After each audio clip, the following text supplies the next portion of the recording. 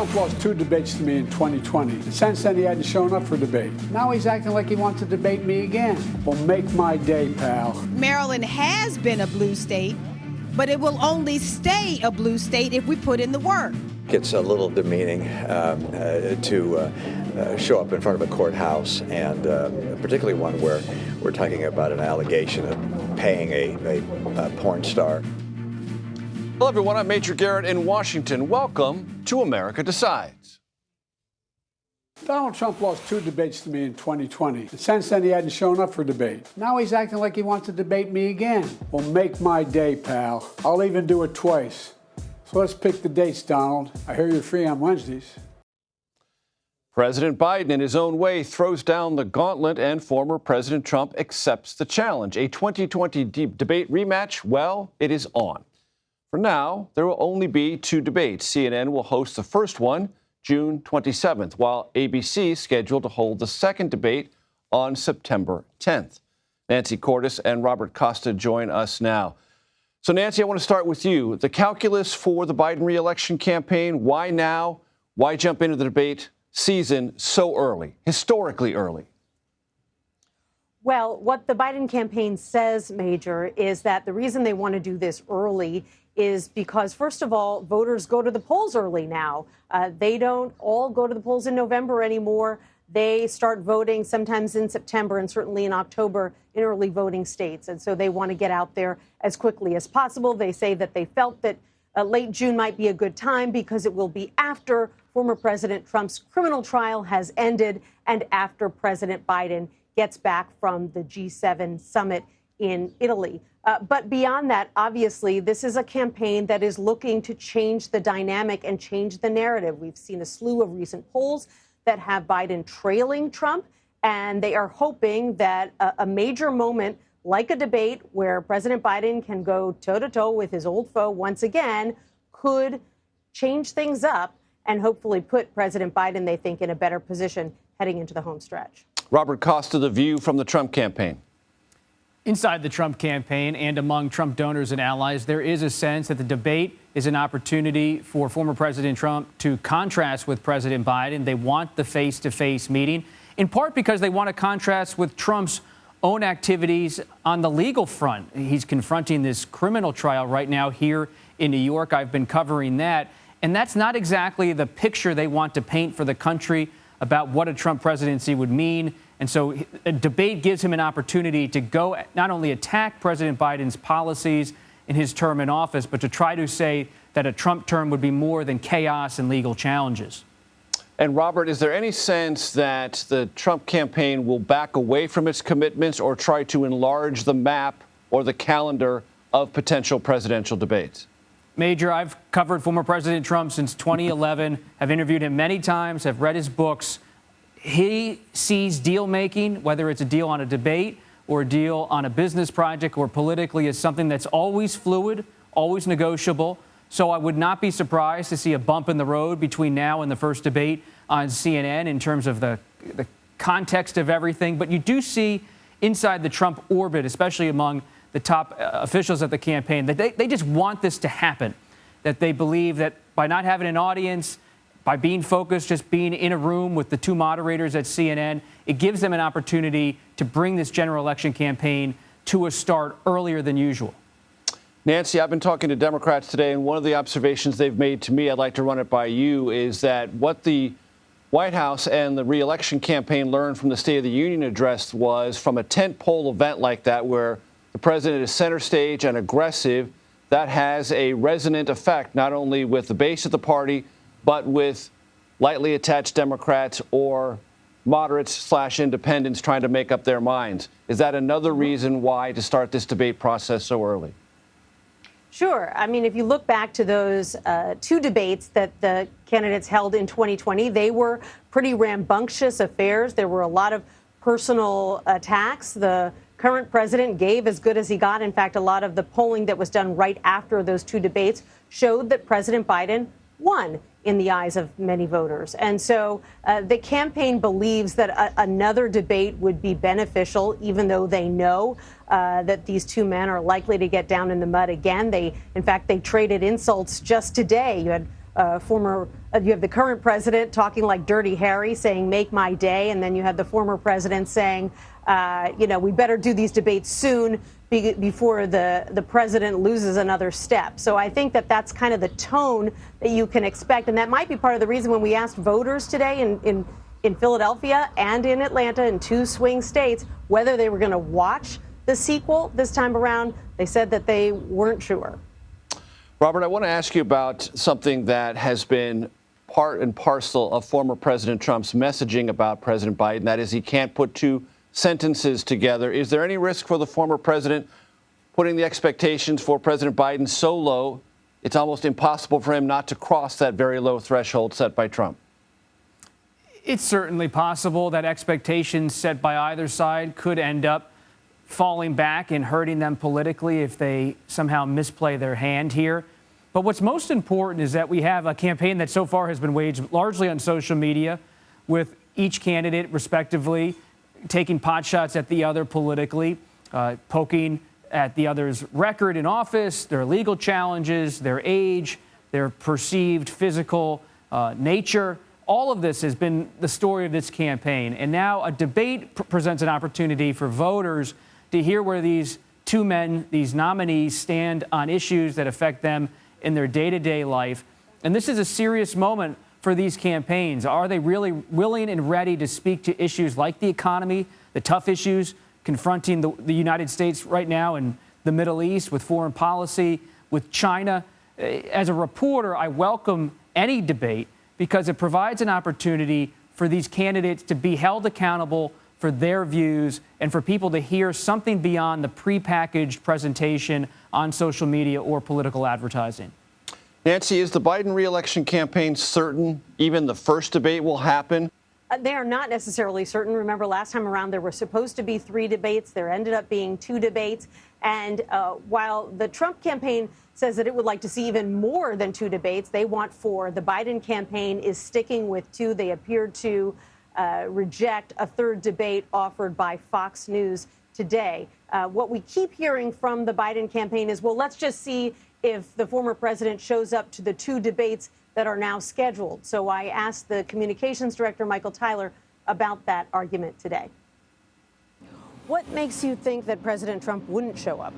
Well, he certainly does have a history of complaining about debates, skipping out on debates, complaining about them. That's what we saw in 2020. But as it relates to 2024, Joe Biden is going to be showing up. There's no question that former President Trump skipped all of the primary debates that the Republican Party held. So what the Biden campaign argues is, yes, we now have these 2 debates in the books, but let's see what happens when we get closer to game day. A fluid calendar indeed. Nancy Cordes, Robert Costa, thanks so very much. The chair of the National Transportation Safety Board testified before Congress today about the Baltimore Bridge collapse. The NTSB says a preliminary report that the cargo ship Dolly experienced electrical blackouts before leaving port and again before it slammed into the bridge. Transportation Secretary Pete Buttigieg spoke with CBS News 24/7 today about these findings. This preliminary report is a guidepost to what is to come. I think that it will inform everything from how the Coast Guard and maritime authorities keep an eye on vessel traffic to potentially how bridges are reinforced and built in the future. The Safety Board says a full investigation could take a year or more. Slovakia's populist prime minister gunned down an attempted assassination. What we are learning about the shooting and the U.S. response. You are streaming America Decides. Welcome back. Slovak Prime Minister Robert Fico is in life-threatening condition after being shot multiple times. The assassination attempt has been called, quote, politically motivated, unquote. It happened when Fico was leaving a government meeting. A 71-year-old suspect in the shooting has been detained. The populist prime minister has served in the nation's top job on and off for a total of about 10 years. He has publicly opposed several Western nations' decisions to supply military aid to Ukraine. President Biden released a statement saying he was alarmed about the attack and condemned, quote, this horrific act of violence. The president also said the U.S. is ready to assist the Slovak government. Vedant Patel joins us now. He is the principal deputy spokesperson for the State Department. Vedant, What do you know? What does the State Department know about this assassination attempt? And what, if anything, is the U.S. government doing to assist the government in Slovakia? Thanks for having me, Garrett. What we know is, unfortunately, very little. These reports, this attack is incredibly alarming, and we completely condemn this horrific act of violence and are hoping for a swift recovery for the Prime Minister. Our embassy has been in touch with the government, and we stand ready to assist, but I don't have any additional information on this beyond that.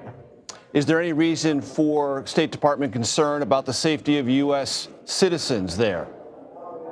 So we have no reason at this point to assume that there's any threat to American citizens. We obviously take the safety and security of our citizens around the world incredibly seriously and stand ready to adjust our travel advisories appropriately for any country. But at this time, we continue to be in direct touch with the government and stand ready to assist should they need any additional help. Vedant, congressional sources have told CBS News that the president intends to transfer $1 billion in offensive weapons to Israel after recently pausing the movement of some other offensive weapons to Israel. Can you clarify what the position is about offensive weapons to Israel and what relationship, if any, those transfers have to military operations in Rafah?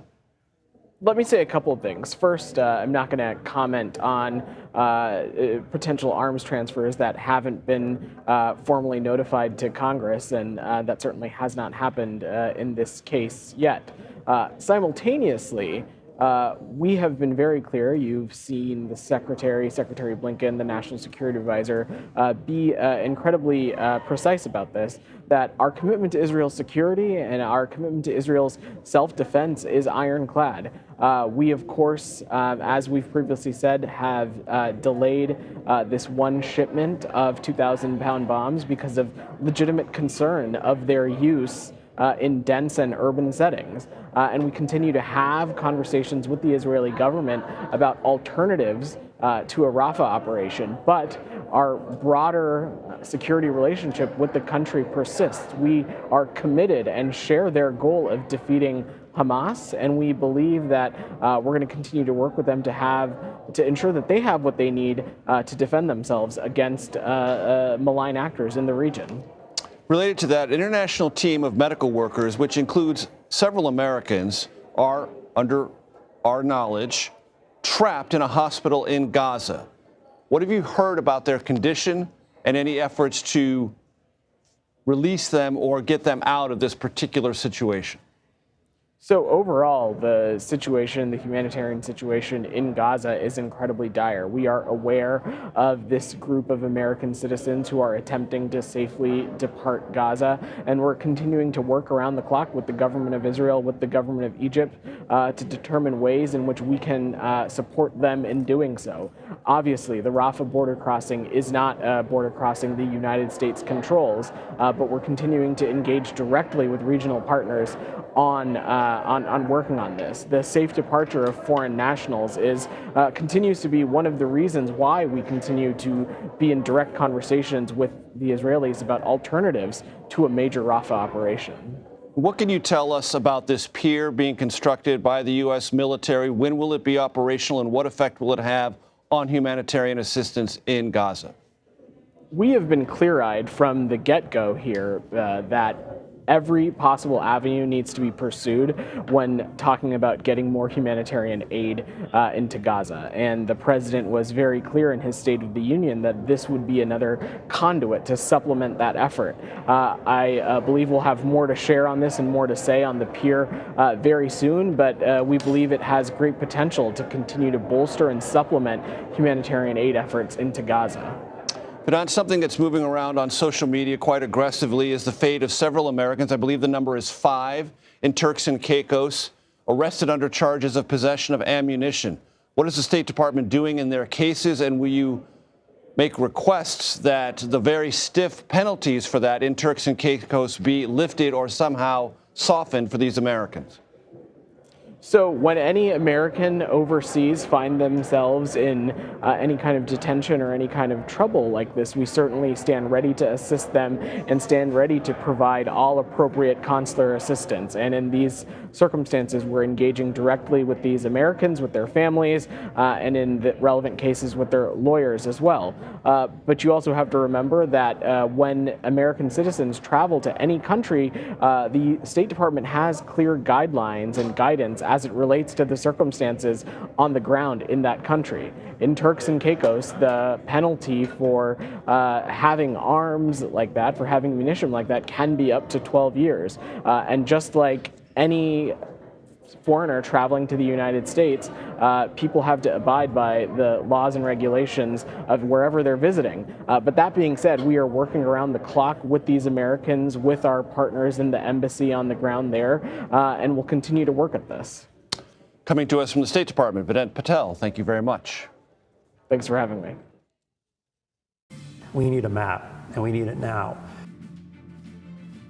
It's decision day for Louisiana. Will controversial new congressional maps go into effect there? Or will the U.S. Supreme Court block the plan? You are streaming America Decides.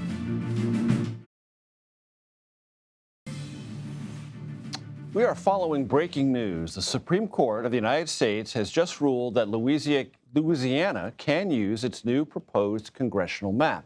Our Nicole Killian joins us now from Baton Rouge. And Nicole, I do not want to overburden you. I know this has just happened. So to the degree you've had a chance to read what the Supreme Court has said, help us understand, to the degree you know it, based on just happening a second ago, what we know. Yeah, well, this is in response to an emergency appeal by the Louisiana Attorney General on behalf of the state. Keep in mind that earlier this year, the state legislature redrew a congressional map to create a second black majority district. But that was challenged by a group of non-white voters who argued that this more or less amounts to racial gerrymandering. And so there was a district court that upheld their position on it, but that was also in contrast to Circuit Court of Appeals here that upheld the map. So because of those conflicting views, that's kind of why it got kicked up to the Supreme Court. And so the Secretary of State asked for a decision by today because they've got to move forward with the elections process. You know, candidates' names have to be put on the ballot. Obviously, they've got to get information out to voters. And so that's why we are hearing from the Supreme Court at this juncture. And the Supreme Court ruling does what? What's the practical effect, and what will Louisiana's map look like for this upcoming election? Well, the map as it stands now, or what was drawn by the state legislature, creates this new district that kind of affects Congressman Garrett Graves' district in particular, in that it kind of carves up the 6th congressional district basically into a strip that extends all the way from Baton Rouge up to Shreveport. It also slices into Speaker Mike Johnson's district as well. And so basically, that map would create a second black majority district. We did talk with a number of voters who would be impacted by this potential change. Take a listen to what they told us about why having a district like this would be significant. We've never had any sense of equity when it came to representation here in Louisiana. And it gets even worse locally. We're a town that is almost, if not 50% African American, yet our city council is 7 white members to 5 African Americans. Our school board is, 6 white members to 5 African Americans, even though the school district is over 90% African American. So when you look at that, our political representation has never really reflected this area. I grew up in the era which was the 70s, but my grandmother spoke about picking cotton. You know, that's how she survived, picking cotton and pecans. So they fought for us to vote. It was always preached to us. It was important. This is your right. And our kids don't have that because we don't have representation of people who look like us. I'm sorry, but a 43-year-old white man can't tell me anything about being a black mother. So for me, being able to have a second black congressional district means that my children have an opportunity to want to aspire to be more and to be impactful change makers. So basically, the Supreme Court is allowing this stay, which would allow this map drawn by the state legislature to be upheld, creating this additional black majority district. But whether or not it faces additional legal challenges remains to be seen. Again, those who oppose this called this map morally repugnant and, again, believe that it is unconstitutional. So as of now, this potentially allows the state of Louisiana to move forward, but it's not clear whether or not more legal challenges could stem as a result of the Supreme Court's decision.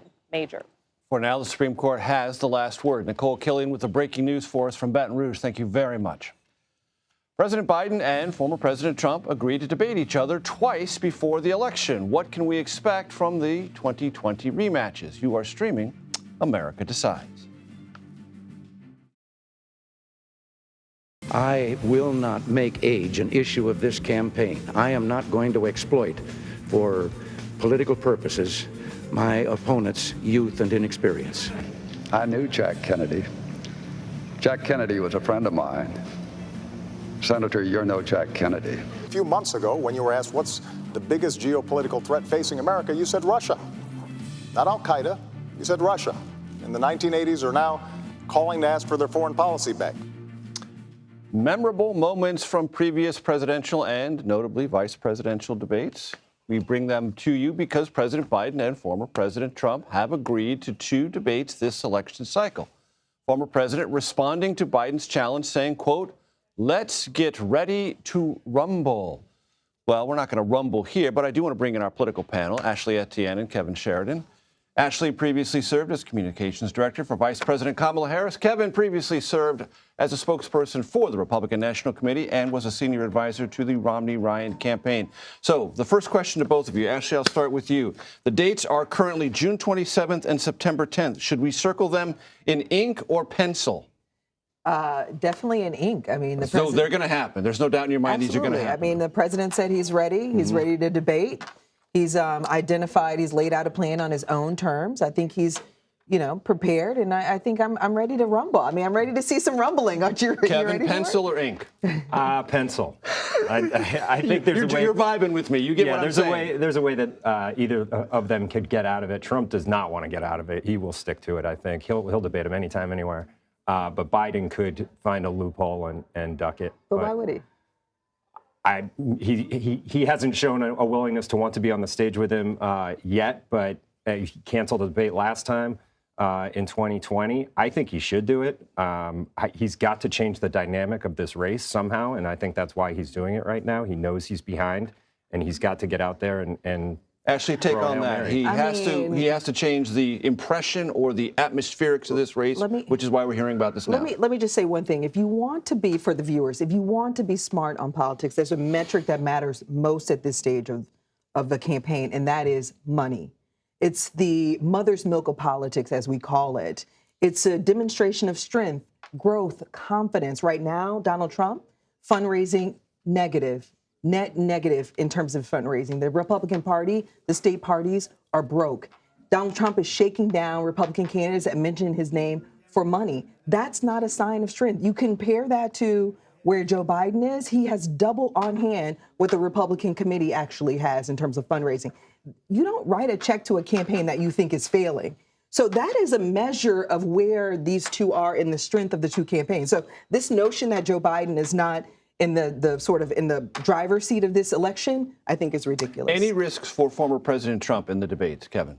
Yeah, he could come out like he did in 2020 and be way too hot. Right. If he goes back to 2016, where he laid back, delivered the one-liners, let Hillary, get herself in kind of, trap herself in some places, he will win the debate. But he can't come out like 2020, and he can't come out on fire. He's got to be cool. And how about setting expectations so low? He frequently says the president can't put 2 sentences together. That's a pretty low bar in a presidential debate. Which president can't put 2 sentences together? Ashley gets in a jab there.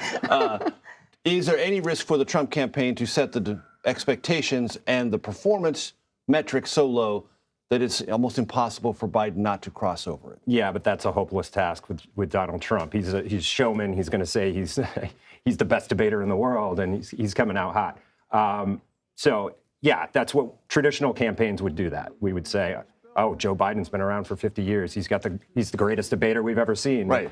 And everybody kind of rolls their eyes at those tactics, but it's the truth that Joe Biden did win the last debate that he had with Donald Trump, because Donald Trump lost it by himself. He came out too hot, and he can't do that this time. Yeah, risks for President Biden.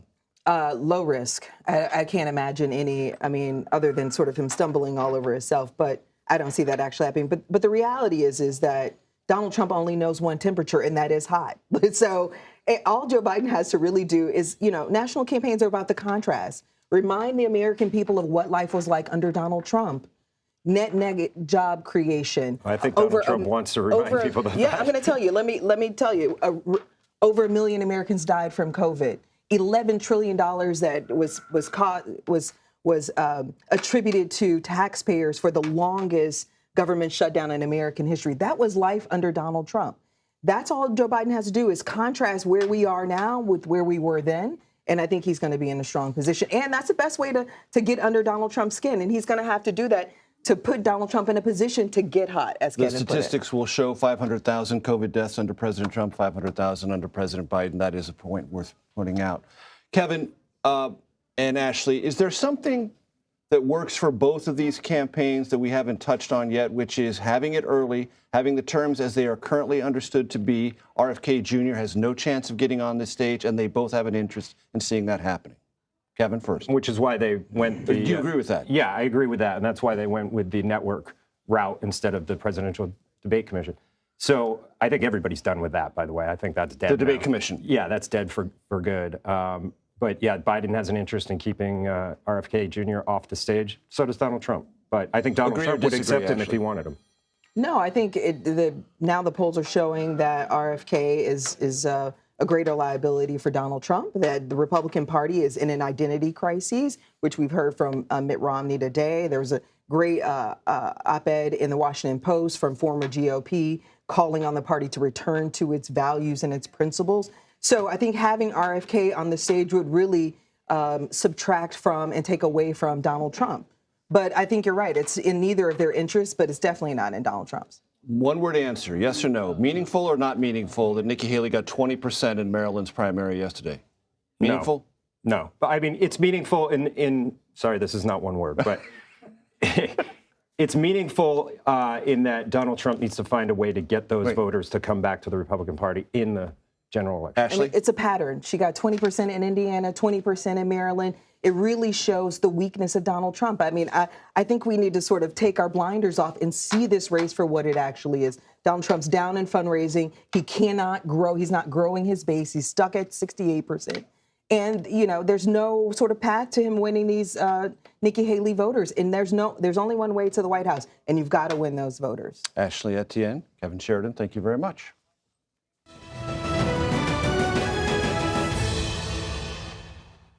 U.S. inflation cooled slightly last month, but President Biden says prices, well, they are still too high.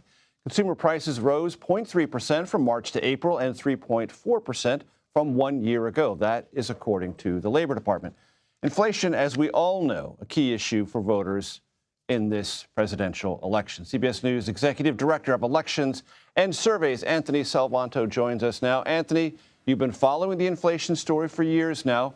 Put today's numbers and the politics around them in context. How you doing, Major? I'm going to start with this, unpacking what you just said, that it's been on the public mind. In polls, if you ask people how the economy is doing, if you ask people if the economy is important, you get an overwhelming yes.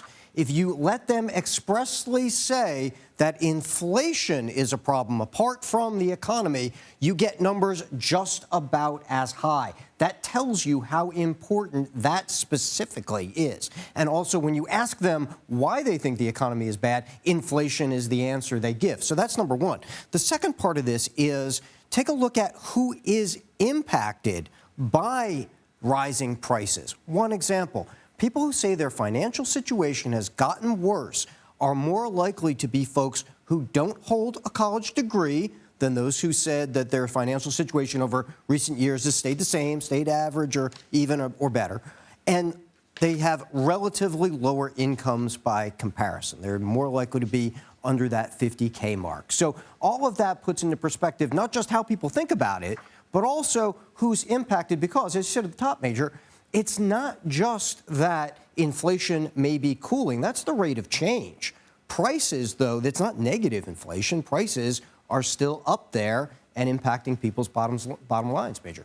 And Anthony, this is not just a conversation about what voters encounter at the supermarket. It's their rent, it's their insurance, it's other prices across their range of living, correct?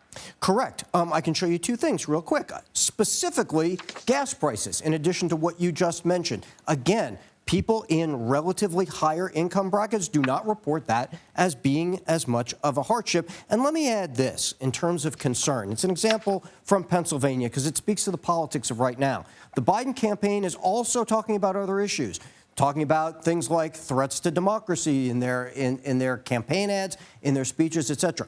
When people say their finances have become worse in recent years, they're far more likely to have the economy as a very large concern than they are about some of those other issues, including democracy. They're all important, but that really, really dominates when your finances have been hurt, Major. Anthony Salvanto, as always, we thank you. Tensions grow in the Democratic Party as the Israel divide deepens. What can the party do to win over young voters and progressives as the war with Hamas rages on? Democratic Congressman Ro Khanna joins us next to discuss. You are streaming America Decides.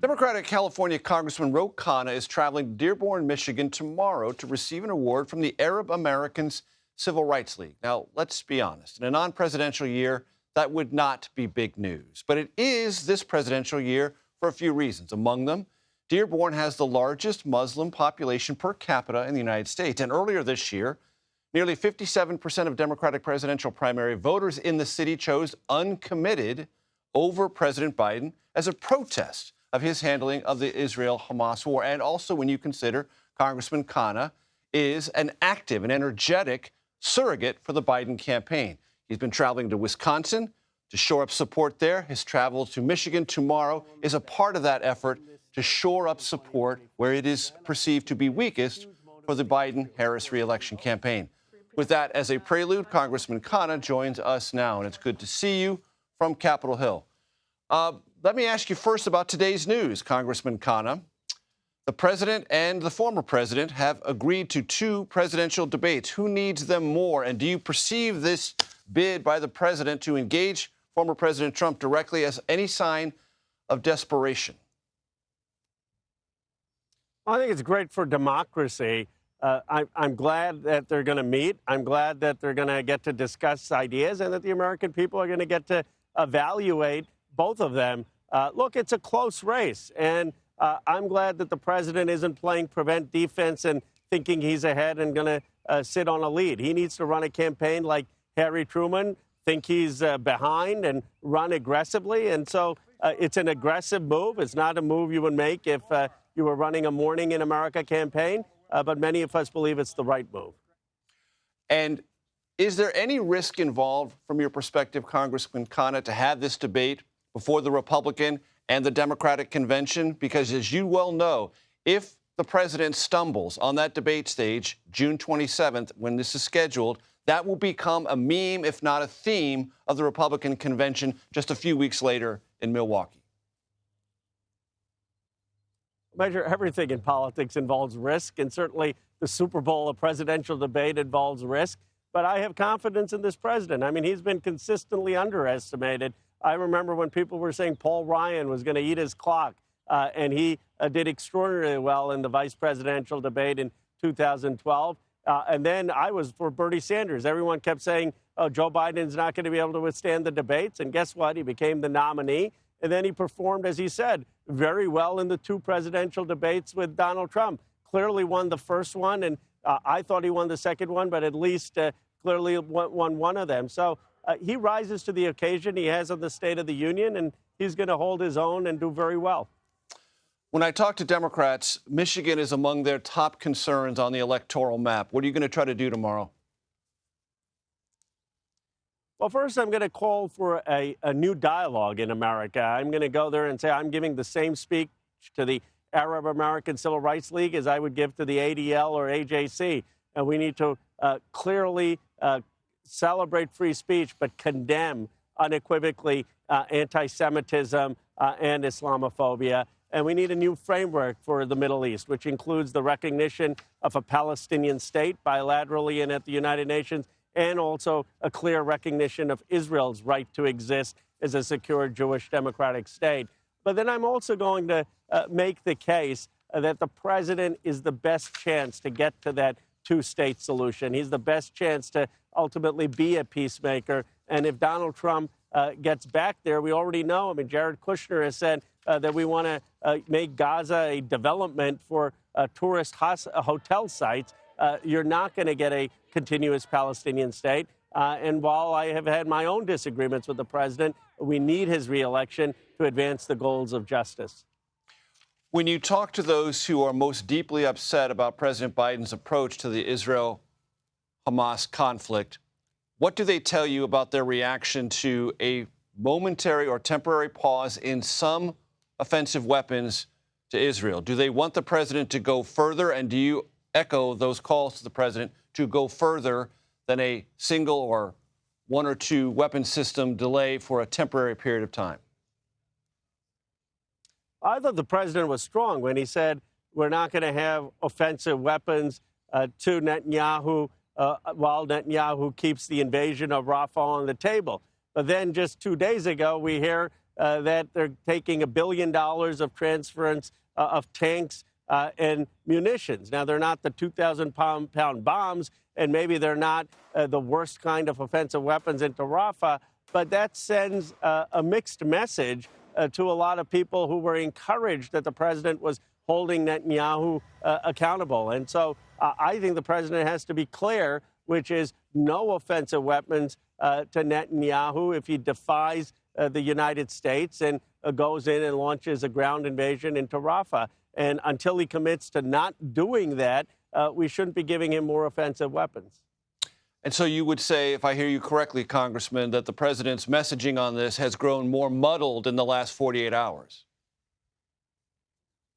I think he needs to be more clear. I mean, I understand. I saw Jake Sullivan's interview. Jake's a Yale Law graduate, reminded me of moot court, and he parsed everything well. But, you know, most people heard the president to say no offensive weapons to Netanyahu until he commits to stopping the invasion of Rafah. And then when you say, well, there's an exception for tanks, and tanks aren't what's going to create civilian casualties, the bombs are, I think you get lost in a morass of detail. And I think we need clear declarative statements that reassure the country that the president wants to end this war, release the hostages that Hamas has, and bring this to a conclusion while holding Netanyahu and Hamas accountable.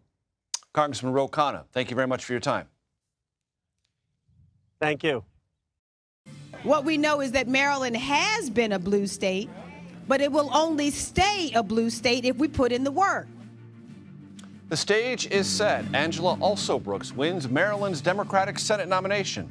Now the attention turns, of course, to November and Republican nominee, former Governor Larry Hogan. You are streaming America Decides.